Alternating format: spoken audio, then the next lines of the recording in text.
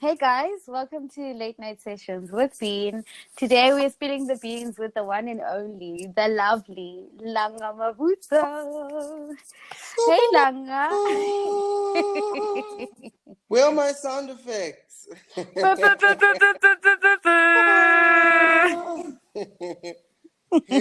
it's so good to be on the late night sessions with Bean. You're welcome. So, who's Langa? Tell us a bit about Langa and what Langa's all about. Oof, that question is so broad. I know. But I'll keep it simple. Langa the musician is a singer, a songwriter, all-round musician who was raised in Johannesburg, South Africa. I was born in Parktown, spent the first 5 years of my life in Diepkloof with my grandmother. We moved to the southern suburbs. We lived in Mondial and then Meredale. Fell in love with music at a very young age, sitting at the back of a hall in Orlando, watching my parents rehearse for choral competitions. They were in this choir, and that's what I would do when I would visit them on the weekend before I visit them.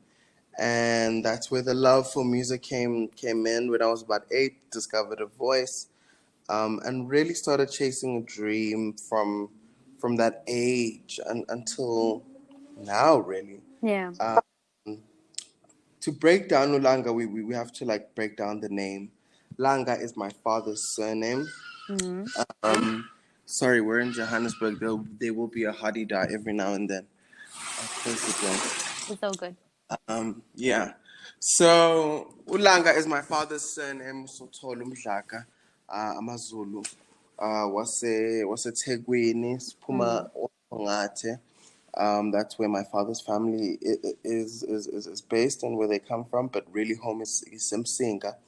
And then Mavuso is my mother's surname. Umshabalala Dongaga Mavuso. That is a Swati side of my family. My grandfather fled Swaziland late one night in their whatever 19 whenever. Went to the Free State, met my grandmother, and they had children, and they had my mom, and so the name Langa speaks to a recognizing of both parts of who I am. It honors both people that I come from, and it gives a nod to all those that I walk with. Yeah. Deep stuff. Not really. It sounds quite deep. So your journey actually started when you were 8. So you've been at it for a while. Yeah, when I was 8, I discovered a voice, but I was incredibly embarrassed by it. And I hid it for a while until this one kid heard me singing while I was in the bathroom. So I thought I was in the bathroom alone. And I was singing because during class, then your teacher lets you go to the bathroom, got break time when there's tons of people. Yeah. I'm singing and I'm walking back to class. Then before I get to class, I keep quiet because no one knows I can sing. Get back to class, sit down. Then this kid comes back into class and he's like, "Ma'am, Natty can sing." And I was like, "Oh my." No. And he's like, "He can really sing." And then the teacher says, "Well, sing for us," you know. And I think she thought that he was it wasn't a real thing. And I sang, and the whole class went crazy. They were blown away. The teacher was just like, "Okay, you have to go sing for the other class. Okay, you have to sing at assembly."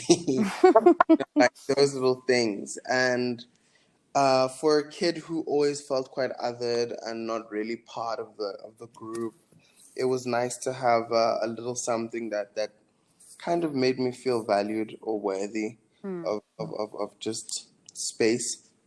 And music was always that home for me, Yeah. where I could really, really feel love in a very tangibly intangible way, you know. Mm. Um, it was something really special for me, and it's something that I still feel to this day. But the one thing that I did as I grew let go of is kind of like letting it be my sense of identity, because for a long time I was the singer boy, Mm. and that's all I was to people. And there came a time when my voice broke, and I was devastated because my voice just wasn't the same. And I'd realized that so much of my value had Your been voice, like you my singing. voice, yeah. And so I learned to separate that, and to be Nati, and to be someone who is a friend, is a brother, and is cared for intently because of who I am first, before a gift or a talent. So Mm. yeah, that's where the journey with music happens. Obviously, my parents sang. I then find a newspaper clipping. We have this culture of reading the paper at home Mm. on a Sunday. My dad worked for the Sunday Times, and we would read it every Sunday, and we would just pass it around. And my favorite part of the newspaper was the lifestyle section, Mm. because I was quite drawn to the arts and things like that. And this one day, at the end of it, I see a little advert for a school called the National School of the Arts. And I cut it up, and it said grade 8 to grade 12. And it Mm-hmm. said dance, music, art, drama. Cut it out of the newspaper, stuck it on my mirror, and I said to my mom, this is where I'm going for high school. I knew nothing about the school at that point, you know. Mm-hmm. Very soon after that, I watched the movie Fame. And I was like, this is what that school must be like. I was like, this is what that NSA school must be about. And I mean, in those days, internet was the dial-up. You would take the telephone line and put it in the computer. Yeah. Yeah. And I mean, we would only probably get like 500 megabytes for the whole month, and it must last, you know? And I would literally use our entire month's internet at home on researching the school called the National School of the Arts. Like, I'd be on their website every single day, just dreaming about being at that school and wanting to be around people who are like-minded, but also to explore my talent and to really chase a dream of being a musician. And yeah, that's where the music journey starts. And what was the school? What you expected? Yeah, yo, NSA was everything and more for me. It was such a beautiful journey for me to be at that school, because I felt like I was at a place where I could live out my truth without any fear or bounds. Mm. You know, I was surrounded by incredible creatives and artists who would shape so much of who I am now, but also who would inspire so much of who I am now. I met some incredible people while I was there who are my friends to this day, you know. Mm. My friendship with Zoe Mudicha started at NSA. We were friends Lovely. since we were 14, you know, and she's a musician I revere and love, but she's also a friend who's Mm. really near and dear. Um, I had matrics and seniors who were doing amazing things in the industry. You know, remember getting to NSA, and one of my seniors was Gatriso Capers, and he had just was doing the circuit of Blood Diamond and the Mm. Oscars. And I remember Katlego Sinavasan and Karabon Chuang, these Yo TV presenters who were also like Katlegos on a show called Famous, where they made an album. Um, it was just so nice to be inspired by your peers, Mm. you know, to get into school and to not look at them as these faraway celebrity kind of people, but to see them really sitting in a maths class with you and them struggling as much as you do, to sit in a music theory lesson with a person who might look successful from the outside, but really is just grafting. Yeah, they're also learning. Yeah, and learning as much as you are. So it was a very reassuring space, but it was also fun. Mm. It was so much fun. Like, we really used to just sing and dance every moment that we had. Like I was friends with the biggest art nerds ever. Like all of my friends really, really loved what they did. Um, You it were basically living a movie. Yeah, I was living in a movie. Begumnandi, man. Like I remember we even the way we loved to sing when we would leave, we would be like, "Sikeluge makaya." Yeah. And then there'd be harmonizing and so on. Literally. Baby, so I remember. So much fun. Hmm. Um Yeah, it was everything that I expected it to be. It also prepared us for the industry, because the pressure of of, of Hmm. of always being the best and knowing that you're not the only one that is talented, of finding a way to present yourself differently than other people, and finding your own voice that really makes you uniquely you. That was an important part of the journey. I loved it. I loved it. I loved every second of being at the NSA, from grade 8 until matric. It was a splendid time. It had its ups and downs, but it was really, for the most part, one of Yeah. the best times of my life. Hmm. So how would you describe your music? The music. The music is led by love, Mm-hmm. informed by truth, and really centered in soul. You Yeah. know, whatever the genre I'm playing with, it will always be soulful. It will always Hmm. speak about love, and I always reflect quite honestly. You know, Yeah. and I think we witnessed that in the album, which is my Yeah. debut project. Where um, on Searching, it's a very ballady and it's singer kind of song where I Hmm. really share my heart and that story of a broken love, in a really super emotional, emotive kind of way, in that ballad style. But Hmm. then we move on to songs like All of Me, which is like a crazy pop song. And it speaks about a one night stand, you know. Um, and We can all relate. yeah, and the format is different to a Searching, but the songs, at the end of the day, you can hear the soul in them. You can hear the story of love, that is there, and it really is a reflection of my truth, because every song is something that's happened. Hmm. Yeah. I was about to say congratulations, like halala, ooh, on the album. Like, ooh, I love it so much. I Engos, mean, it's the engos, content we deserve. engos.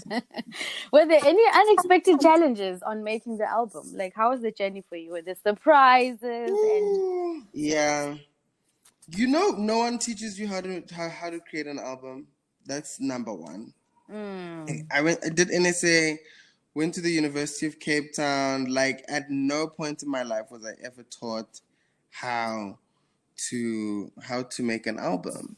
You know? mm, And so I'd always imagined that it would happen like in this really glamorous way, like in the movies, they sign you, then you're in this big studio and you're allowed to write mm, music with fellow composers and producers, and you create and you go on this journey, and everything is kind of just, you wake up and you create. But mm, the reality of it was, had to I had to figure out how to do it on my own with my own resources, but mm, things just weren't happening in the way that I had expected them to happen. And I mean, rightfully so, because the industry doesn't work the way that it does in movies, or at least the way that it does internationally. yeah, There's just not as much budget, there's just not as much structure, you know. And mm, so it became quite a taxing journey, like emotionally and mentally, because I was trying to juggle just keeping up with life and like the little bills that I had then, and then having to figure out how to get into studio, how to book a studio, where to get the resources to get into studio, how do I reach out to certain producers that I don't have access to, like what do I do? And it ended up being a process of just gathering those that I already know and love, you know.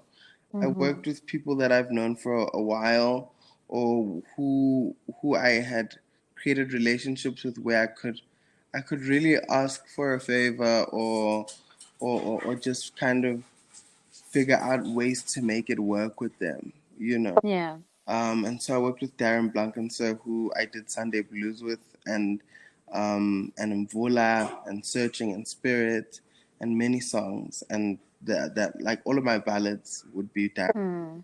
And we just kind of went into his little studio, Gubo Bedford View, and we did all the ballads, you know. And I called Gubele Boy, and he had said, you know, I want to hear you on a more up tempo kind of situation. Will you fly down to Cape Town and let's record? And I was like, cool, I'll get us a studio in Cape Town, have a great relationship with Red Bull. Red Bull put me up in their studios Yeah. more than once, you know, for weeks, you know, and they'd give me the studio space for free to work in, as they with Nice. most talent. And so we created the up tempo stuff there. We did Panther, we did Power Lines, we did Pretend. I also did Calamities at Red Bull Studios. So that's where I kind of like played with the up tempo stuff. And then on my first trip to London, I was being introduced to my international management then while I was signed, and we kind of created many different relationships with different producers. We didn't really work. And by the time I was going back to London, the label wasn't really participating so much in my journey of creating the album. And so I self-financed a trip to London and reached out to those producers that I had connected with the first time I was there. And we created the really beautiful contemporary stuff like Love Lost, Cheat Code, All of Me, and Yeah. and these are all of these people are all just stellar artists and musicians and collaborators. You know, when I look at the Noble duo that I recorded with in Cape Town, when we started recording, we were just like kind of fresh out of varsity, but now they've got an insane catalog of music with Beyonce. They did Find Your Way Back. They did Epai for Amifaku. Darren is really opening up his wings and working with other artists through all the work that he's done with me. And then the international producers were just stellar artists who already have a great name behind them, you know. Yeah. That's Time Joe, who I did Cheat Code with. He produced Now That I'm Sober for Mahalia. He produced most of Galant's Grammy nominated album. He just came with a crazy resume, you know. Yeah. And Lyndon J, who I did Love Lost with, he had worked on the Chloe and Halle their first project. He was coming off of tour with Khalees when we had worked on that song. The day before I even came to studio with him, Tom Mish and Ruben James were there recording, and like Tom Mish is just a big deal to me. Ruben Yeah. James is Sam Smith's pianist and also producer. So I was just sitting like amidst the people that I've always wanted to be surrounded with. Even through the challenges of it all, I still found myself um, being aligned with the people that were right for the project, and also just being just manifesting all of the things that I didn't know that I wanted so badly, but I knew, but I had written down, you know, so that have happened for the album. I've gone back to my journal and I'm like, oh my God, you know, we said we wanted it to be of an international quality. We said we wanted to sell so many units by this day. We said we wanted it to be this kind of record, like. And I looked at all of those things and I was able to achieve it. I wanted it to be a deeply personal record. I wanted it to be open. I wanted it to cultivate a space of healing and truth.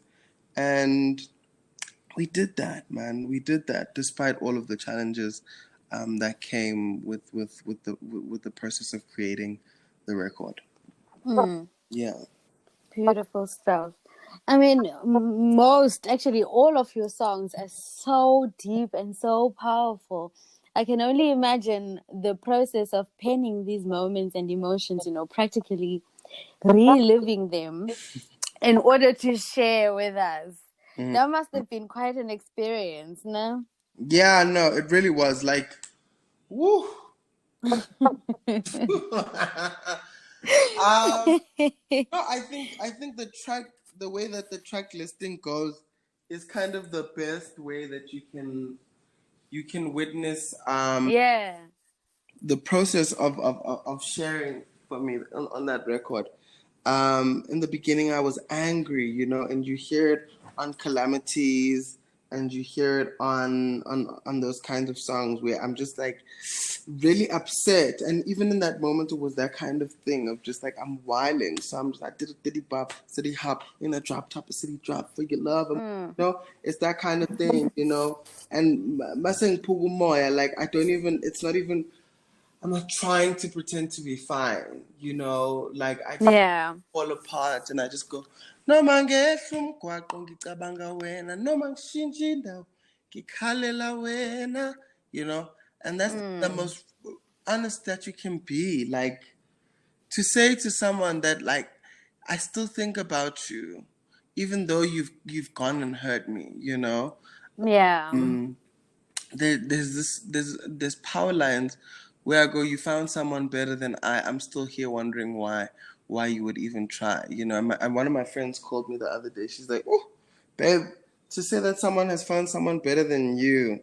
I said It's no. a lot. I said no, babe, you're missing the whole lyric. I'm saying to you that you think that you found someone better than I, and that's why I'm wondering why you would even try, you know Yeah. and so I'm saying you found someone better than me because that's what you expect me to say, but and try, you know. And so it's the work is very layered, and it is a conversation with Yeah. this really big breakup that I went through, and really, it was important for me to kind of to heal from it, and I think that we reached a really beautiful place of healing. Yeah. Is there one song on the album that even when you listen to it, you're like, yo, is this me? And it still hits you hard? Ooh, yeah. It changes for me because I've been listening to this record for the past 3 years. You guys are hearing Yeah. for the first We're only time getting it now. now, and so the favorites changed over time. I remember there was a time when searching was all I would play in the car. Like if someone ever saw me in traffic in like 2018, I'm sure all I was singing was like, "Oh, I'm searching for love," you know. Um, Love Lost, I had a moment with that. Panther, I had a moment with that where I was just like, feeling the emotion and feeling that time in my life, Yeah. But I think now that the album's out, I've resonated so much again with Pretend, you I know, love like Pretend. that You. that that song for me. Ooh, it's just so bad, Like, Yeah, I'm it not is. trying to sing and impress you. It's just a real conversation with an old friend, and we're trying so hard not to pretend for one another and to be open and to reconnect the way that we used to. But by the end of it, we realize that it just will never be the same. Yeah. It just will never That song is be the just same. so deep. Yeah. I played it for my friend the other day. I was like, let me plug you onto something. And we both sat there, like when the song ended, we sat there, there was silence in the room, and we're like, yo, are you okay? Are you okay? Hey, it was a lot. Yeah. And the other day when I was on your live, I remember you were actually pretty excited that someone had noticed that there's a certain way that you introduce your songs. Like the first part of your song has to be like you get it, you got it good, and then we move. Yes, yes. No? It's my 6-word rule. Okay. I've got a little rule with every song, right? Mm-hmm. That in the first 6 words, you must know. And I learned it. I forgot who taught me this. But it was like poems, Mm-hmm. 6-word poems that people would write. And I'd gone on this whole website. I think it's called 6-word poems. And you would get the gist of the entire story in 6 words. And so I started to make that rule for myself when I wrote music, is that I want the first 6 words to encompass everything that the song is about, Yeah. you know? And that's what I started to do, because it then made it easier to write the rest of the song, because the whole song was finished by the first 6 words. Mm. So yeah, it's a beautiful method of writing that I've found works for me. Um, but I change all the time. You know, I used to write in the bath when I wrote my first EP, Liminal Sketches. I would sit in the bath naked, and that's how I would write. I would have my computer open, playing all of the instrumental stuff that we'd worked on, and then I would sit in the bath, play the instrumental, have my phone recording, and I would just sing my heart out. And from there, I would just write it down, and then I would set up a session. And if I had a session with someone where they'd worked on something without me there yet, and they would expect me to come and record, I'd be like, please send it to me two days before. And 2 days before, I would literally sit in the bath and try to figure out what the song was saying. But because I felt like I was the most bare in that bath, and so why would I be afraid to be honest if I'm already so vulnerable in that space, you know? And Yeah. then when I started writing the album, I had just started the 6-word poem thing, you know, where I'd found like these little 6-word poems that I thought it was so crazy to me that like an entire thought or complex idea It's captured in just six could be words. captured in 6 words, you know? Like here's an example of one of the 6-word poems. I'm smiling doesn't mean I'm happy. That's the whole poem. Yeah. You know? Um, That actually just says a it lot. says a lot. Mm. Um, that's just kind of like the thing about these 6-word poems, is that like you get the gist of everything that's being said, and it's simple. Like you don't have to do too much, you know.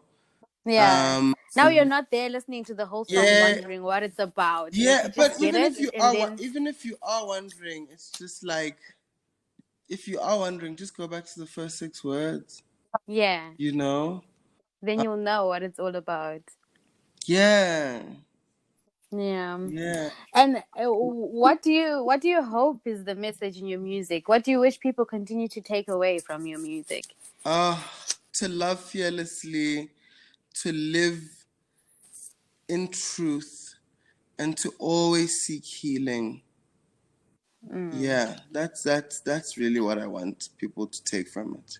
Because if I'm going to sing to you about some one night stand that I had in London in the back of some fancy car on the way to a penthouse, like that's me telling you like how fearless I was in searching for new love. And that's Yeah. the honesty of like my life. But also I know that it's not real. You know, because I was seeking healing, I knew that it was just a part of the journey toward the healing, you know? Mm. And so I was able to love fearlessly, to live truthfully by sharing it with you, but also Yeah. seek the truth and the healing, you know.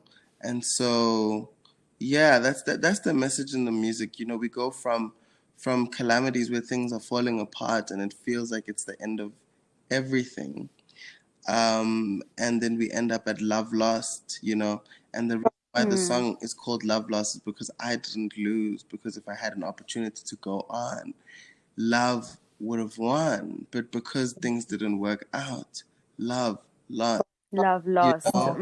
And even in that song, there's such a beautiful moment of acceptance of things no longer being, you know.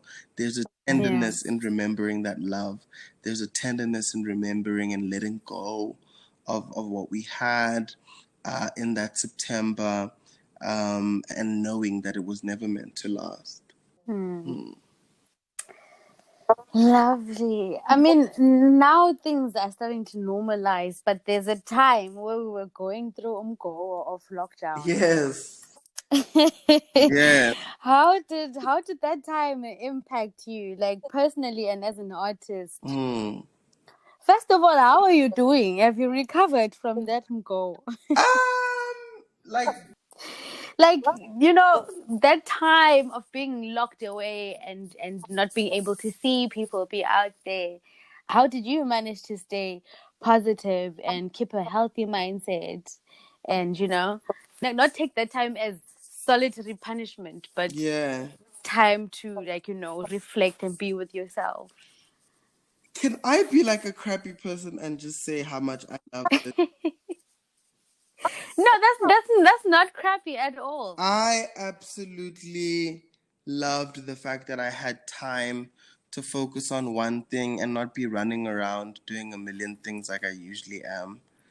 True. I really enjoyed being able to focus on mixing and mastering the album, to have clear plans for how I was going to put it out, and to really have to have an uninfluenced, like one that isn't influenced, an opinion on what I want things to look like for the album, you know. And Yeah. so it was a great time for me, if I'm being very honest with you. I got to work during the day sometimes, and make my brother and I dinner and lunches, try new recipes out. There was days when I would sleep in all day and not really be like receptive to anyone. It was an incredibly spiritually demanding time, and I'm one of those people who enjoys actually connecting more with with that side of themselves, because I Yeah. believe that that grounding and that rooting helps you when you are when you're in a place where things start to float. You know, it's good to have the grounding. Yeah. And so I was able to pray more, to really have more clear visions on things and relationships that I had known. And so for me, to be honest with you, it was a good time. I mean, the only stress, I must be honest with you about, was really the income. You know, the loss of Yeah. income was my main stress, because I was like, these savings are gonna last for so long. If this thing goes on and on and on, like, get screwed. You and that was really my main concern. But luckily, we never got to a place where any of Where it was no yeah, where critical. any of my things where my life had to change drastically. You know, I was able to retain most of my assets, all of my assets, in fact. I didn't have to change so much of my life, and so that was a blessing for me, that I was still able to keep everything intact and really still be able to provide for myself, my brother who lives with me, um, and yeah. So yeah, I think I've always um, been one of those people who just love the fact that I've got such a great support system. You know, my family is incredible, and I've got some amazing friends, and so I always knew good. Someone Someone has your back. someone's gonna have my back, you know. Yeah. And luckily, we never had to get there, you know. And so, yeah, it was an interesting time. It was an interesting time, but good for me. It was a good growing moment for me. Awesome stuff. So, what's your current media diet? What are you reading? What are you listening to? What are you watching? What am I reading? I'm reading Vagabond. I forgot who it's by. It was gifted to me quite recently. What else am I reading? You know, like Indaba My Children is not like a book that I feel like you read in one go. It's like one of those things where you read like kancane kancane. And that book is I'm always reading Indaba My Children because it confuses the living daylights out of me sometimes, and I think it needs to be chewed out slowly because Bab Credo Mutwa is not the easiest Person to understand. to take in. Yeah. Musically, I am excited for Younger Chief's new album. I've been listening to that. Been listening to myself. I've been listening to Leanne's album.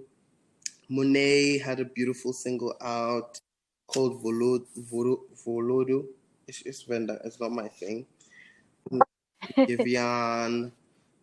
Vision wise, what haven't I watched? You know, for a long time, I didn't know what Everything. was happening on TV, but like now, I actually know stuff. Like when it was locked down, I watched maybe 1,000,000 episodes of Survivor. Like I think I watched 5 different seasons of Survivor or more. No judgment.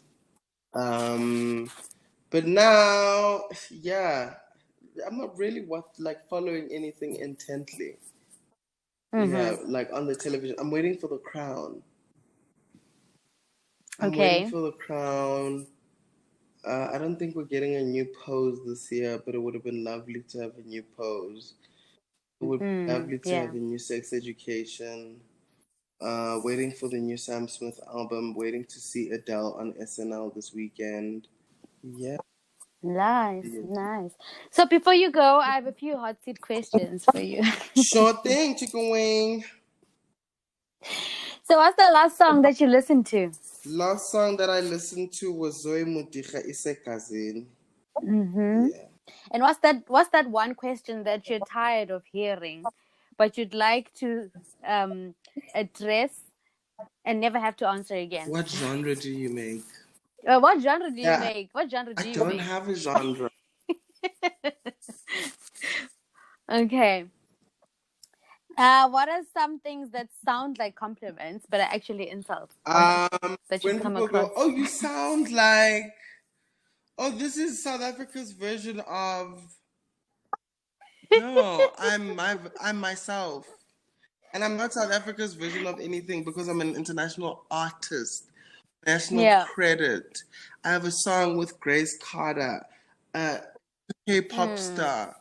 We did a remake of Nene Cherry and Yusondo's 7 Seconds. You know, that has on radio in the UK. My music plays in the UK.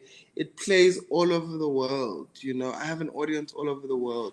And so to say that I am a South African version of something or I sound like, it's not true. It's rude, really, really not, actually. and I really don't like it. Yeah, if I'm being honest. That's so Yeah. true. What's the strangest thing you know too much about? What is the strangest thing that I know too much about?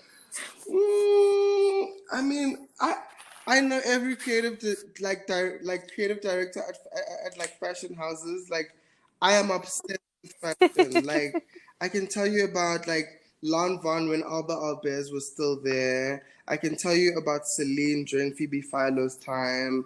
Like, I am obsessed with fashion. Like, it's like I know too much. Like sometimes, like I would sit down with my friends who work in fashion, And I'd be like, do you remember that collection, like, when Phoebe... And they'll be like, what? Even they They wouldn't don't know. even know. And like, I was like, oh my God, we need to talk about Albert Alpes, like, and his time at Lanvin, because like right now, I'm not really sure what's going on at Lanvin. And they'll be like, "Give man Albert Alpes." I'm like, you're actually joking. You are a big star fashion designer and you don't know who Albert Alpes is. It's wild. Fashion, yeah. Yeah. Give us one celeb impersonation. I mean, there's only one person that everyone can do, you know? That And is that is? Bonang Matiba. Lona. Yes. Lona. Yes. Lona. Bari Lebonza. yaka lona. A re batle disco binki mona. Re batla bashimane ba bantle. A re batle disco Yes. binki. SS re bantle. O kile wa mpona ke le montle o kore o utlwela motho mongwe photlhoko. I love her. She's a gem. She is. She is. When was the last time you partied all night long? Ooh, girl, I do that all the time. I think it was. There's a party called Sunday Roast. It happened last Yeah. night. It happened that great day and by my friends called Until Until. I remember doing Sunday Roast. I shot the cover of Mosaic. Did Sunday Roast. Partied. Moved to Rockets. Natasha was having her birthday party. Party there. Yeah. I told everyone to come to my house. We had a party at my house. Party. Into the next day, we continued partying.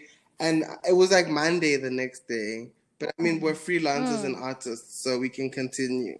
We continued. I think it was on Wednesday when it ended. And then I had a hangover of over a week because I'm I I'm was about to 26 now. say, what's your favorite hangover remedy? Oh, listen, chicken licken. Let me tell you, Esebenzayo, chicken please, licken. because It's called Party 8. Get a Party 8 meal, acha. Get hot sauce. Then you get 4 chili cheese sliders. Then you get 2 stonies. And then also, the night before, you need to have some milk thistle, which is like liver tablets. You need Energade. 2 bottles of the blue Energade because you'll come back to life like okay. nobody's business. And if I have a gig, I also have like ginger tea, and my voice will be back like it was never gone. Yeah. On the stony there, I agree with Yeah. you. Manja, the problem is I'm all the way in Germany, so the party age, you to be hard to Listen, I get. don't know, like European food. When I The was in worst. Europe, I was struggling. I was like, your food has Right? no seasoning. I remember No, I remember getting nothing. zinger wings, and I said to my friend, I was like, "When are..." They I'm are like, not they're not zinger. hot at They're all. not. I'm like, this is normal. They're not hot. Like I resort to Indian food I because think London has the most Indian restaurants outside of India. Oh, now Indian food is the way. yes, Indian food, Indian food with some ginger but ale. also Jamaican food. Yeah, Oh, let me yeah. tell you. Let Those me tell spices really you. do it. Yeah, because at some point, at the age that we're at, hangovers are deadly. We're No, no longer yo, 16 anymore, you know? your body's like, who do you think you are? Who do you think you are? And Yeah, man. sometimes you just really need to chill. So I've resorted to having like one big weekend a month, and the rest like I can't. Sometimes even less. Like my friends are like, "Hey, you're actually becoming such a grandpa," and I'm like, "That's fine with me and my soul." You go. Yes. And then last but not Yeah. least, still we vala with the right note to this Yeah. thing. Please entice us with a bite of anything that you feel like singing for us from your album. Let me try to think. I haven't sang the whole day. What's a song I can sing for you quickly? My life is safe with you. I've died in homes untrue. My faith resides in you. And I've died in homes untrue. Spirit,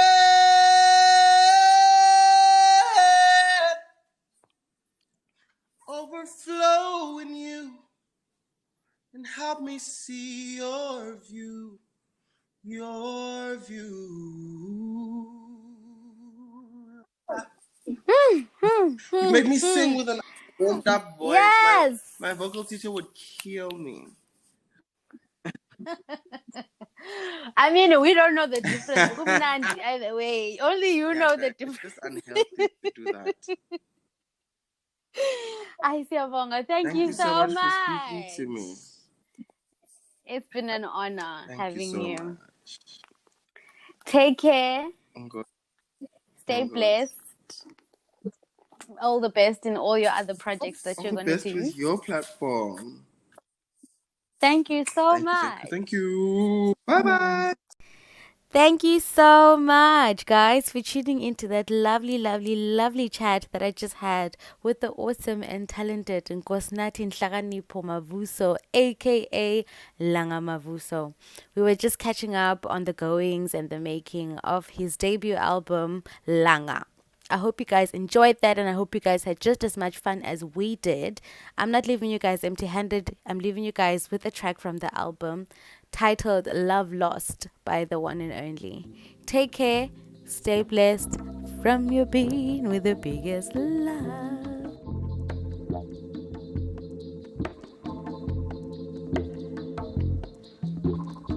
I got scars in my eyes. I've been wrestling the stars. The sunless skies are way too vast. Exploding balls of gas. My heart still sings your jazz. Blue rose right, that's all you say. You've got a new life, soul's flown a new flight. I wish I could see you there. Love, I still remember when we first met. It was September, never meant to last. Do you still remember when we first kissed? It was September, never knew it like this. Sweetest kiss, sweetest love, it could not be undone. Love's love. Screens fade to gray, you still hide away in your buried grave. The strums of love play in my head. Your dreams live in mine, I feel it in my home. Songs you made in yesterday. Oh, you've got a new life, soul's flown a new flight. I wish I could see you there. Love, I still remember when we first met. It was September, never meant to last. Do you still remember when we first kissed? It was September,